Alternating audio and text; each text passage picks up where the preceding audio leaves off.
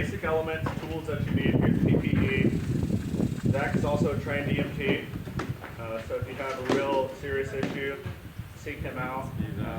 He'll take care of you. But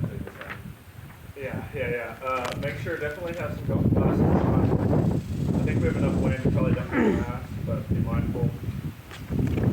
So the tools that you need, and we'll dig into this after lunch, but talking about the workflow changes, if you're a contractor and a builder, like what tools you need, what does the job site look like. We try to do our best to represent that. You know, we had a lot going on, so please beware. But I think we're going to do this about as efficient as we can. But really, other than wood for the framing and for the formboards that we're going to make here in just a second, the frame is mostly built. Lonnie and James are going to make the formwork for us. And it's basically just taking 16-inch 4x8 plywood, sticking a 2x4 on the back to hold it in so you can move it up as you go. They're going to work on that. Then you need tampers. I mean, we're just going to use like, free 2x4s. You can make it, and people have fancy little, tampers and stuff, but, just anything you can to just tamp it into place. And it's a race. Everyone's after trying to figure out, A&M. Obviously, we're doing this all over the world, but to kind of bring this forward to our backyard, A&M is really engaged with this. They sent somebody to talk to us yesterday on the agronomy side. They just received a $3.7 million grant to study 3D printing with hemp. So that's kind of, the furthest extent of where this is going. And to the point about putting fibers in concrete, we'll talk about our rebar after lunch. That's a natural fiber reinforced rebar. And I was just doing it because I saw how much wood was here, and I'm like, we need to figure out how to innovate beyond that. Showed A&M this, they're like, okay, cool, yeah, we got you.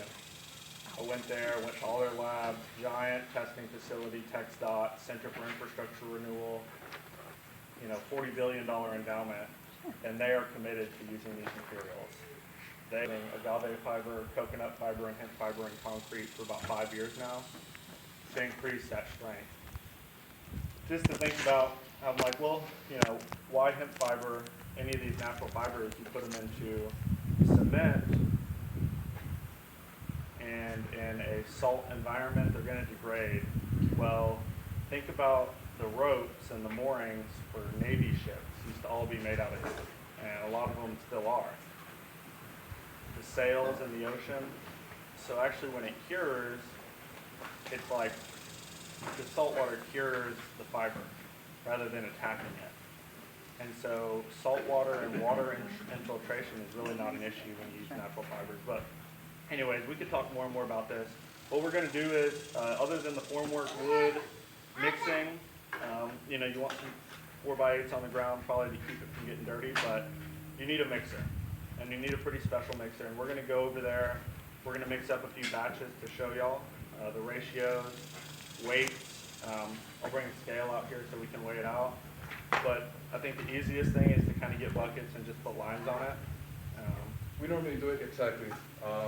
Just so the standard ratio for a mix, 4 parts of hemp, 1 part of binder, and the binder you have to do an 80-20, or you can do 1 whole part of lime to 1 part of water.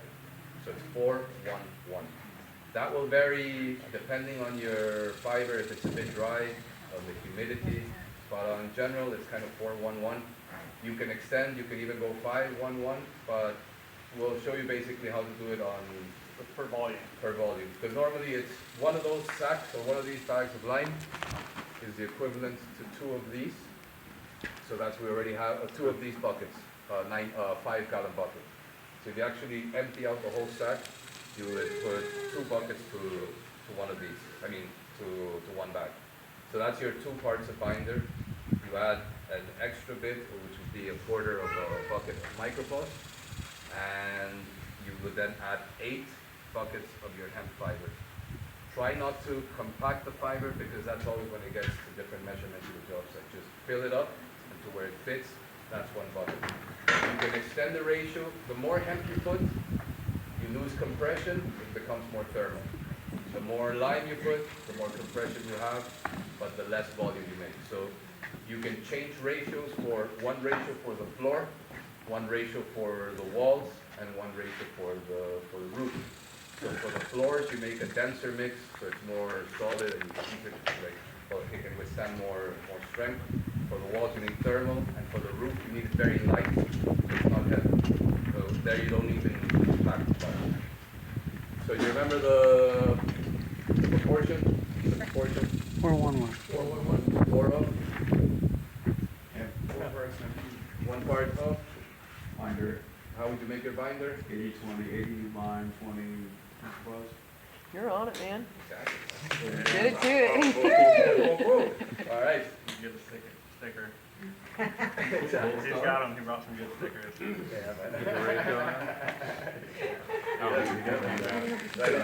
Question real quick though, about the volume and compression, like the hemp versus the lime, what's the, hemp is better for, like, you want to compress more, like put more in, up your ratio, If you want to have more compression, put more binder. or binder, okay. More binder gives you more strength. So if you're doing a floor, instead of doing 4-1-1, you could do 2-1-1.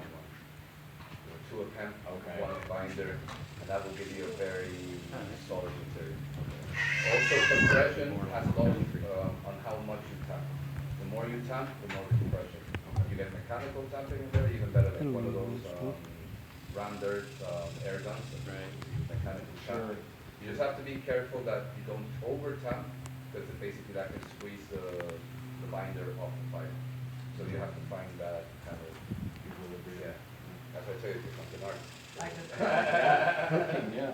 Yeah, so we're gonna make a few batches, if you will, and we're gonna use this mixer.